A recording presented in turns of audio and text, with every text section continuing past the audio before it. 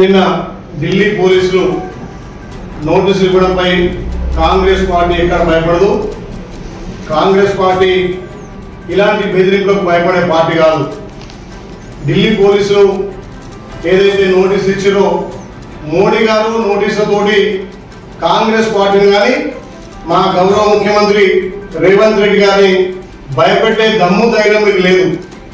ఇలా రేవంత్ రెడ్డి గారు దేశవ్యాప్తంగా ఒక ఫైర్ బ్రాండ్గా కర్ణాటకలో, మహారాష్ట్రలో, తెలంగాణలో, ఏపీలో ప్రచారం చేసి ఇవాళ కాంగ్రెస్ పార్టీకి మెజారిటీ సీట్లు వస్తున్నాయని అక్కస్తోటి మోడీ గారు మొన్న జరిగినటువంటి ఫస్ట్ ఫేజ్ లో సెకండ్ ఫేజ్ లో 200 సీట్లలో కూడా కనీసం వాళ్ళకి 20-30 సీట్లు కూడా వస్తున్నామనే అక్కస్తోటి ఇవాళ ఒక అత్యున్నతమైన ప్రధాన పదవిలో ఉండి కూడా భారతదేశ ప్రజలను మళ్ళొక్కసారి మోసం చేసే మాటలు మాట్లాడుతున్నారు.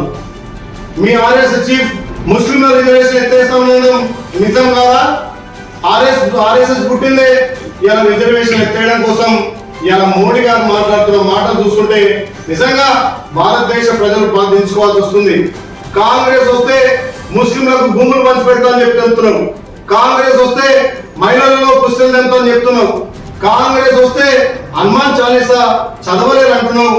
మరి 50 ఏళ్ళు చదివి 50 ఏళ్ళు ఇలా పరిపాలించినటువంటి కాంగ్రెస్ పార్టీ ఎంతో మంది మైనార్టీలకు, ఎస్సీలకు భూములు వచ్చిన చరిత్ర కాంగ్రెస్ పార్టీది. మరి 50 ఏళ్లలో ఇవాళ హిందువులు హనుమాన్ చాలీసా చదువుతారా? మరొకసారి ఈ మత రాజకీయాలు, ఇవాళ కుల రాజకీయాలు చేస్తున్నావు.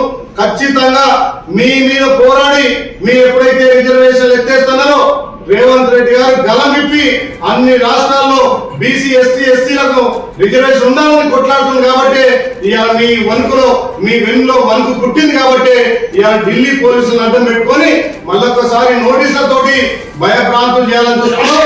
ఖచ్చితంగా మా రేవంత్ రెడ్డి గారి నాయకత్వాన ఇక్కడ దక్షిణాల మొత్తం కూడా కాంగ్రెస్ పార్టీ ఎక్కువ సీట్లు గెలవబోతుంది. మీరు ఎన్ని నోటీసులు ఇచ్చినా, మీరు ఏ చేసినా కాంగ్రెస్ పార్టీ భయపడదు.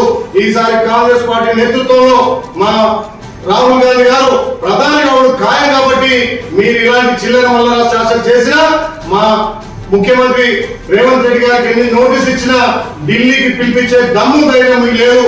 ఒక్కసారి రిజర్వేషన్ల జోలికి మీరు వస్తే భారతదేశం అగ్ని గుండంగా తయారవుతుంది. తస్మాత్ జాగ్రత్త. ఏదైతే రాజ్యాంగాన్ని కాపాడుకోవడం కోసం, ఇలా ప్రజాస్వామ్యాన్ని కాపాడడం కోసం ఇలా కాంగ్రెస్ పార్టీ కట్టుబడింది. గత 30 ఏళ్ళుగా ఎవరికి రాని సీట్లు మీకు 300 పైన సీట్లు వస్తే మరి అప్పుడు చేయనటువంటి కార్యక్రమాలు ఇప్పుడు కొత్తగా చేసిందే ఉంది. 400 సీట్లు ఎప్పుడైతే మీరు అడుగుతున్నారో 400 సీట్లు వస్తే రాజ్యాంగాన్ని మారవచ్చు, ఎస్టీ, ఎస్సీ, బీసీల రిజర్వేషన్ తీయొచ్చు అనే ఉద్దేశంతో మీరు ఒక దుర్మార్గం చేయలేగా భారతదేశాన్ని ఇలా రిజర్వేషన్ ఎంతగా చేయడానికి ఒక కుట్ర జరుగుతుంది. కాబట్టి దాని మీద గౌరవ ముఖ్యమంత్రి రేవంత్ రెడ్డి గారు స్పందించి మాట్లాడుతుంది. కాబట్టి ఇవాళ భారతదేశంలో మీరు ఉనికి కోల్పోతున్నారు. ఈ చిల్లర మల్లర రాజకీయాలు చేస్తారు. కాబట్టి ఇవాళ ఖచ్చితంగా ప్రజలు మీకు బుద్ధి చెప్తారు. మోడీని, బీజేపీని ఇంటికి పంపే రోజు వచ్చాయి. కాబట్టి తస్మాత్ జాగ్రత్త. ఈ నోటీసులకు భయపడలేదు. ఖచ్చితంగా భారతదేశంలో రాహుల్ గాంధీ గారిని ప్రధాని చేసి ఇలా భారతదేశం ప్రజాస్వామ్యాన్ని, రాజ్యాంగాన్ని కాపాడుకుంటాం. కాబట్టి మరొకసారి చిల్లర మల్లర నోటీసులు మీరు ఇచ్చి దిగజారు రాజకీయాలు చేయొద్దని చెప్పి మేము హెచ్చరిస్తున్నాం.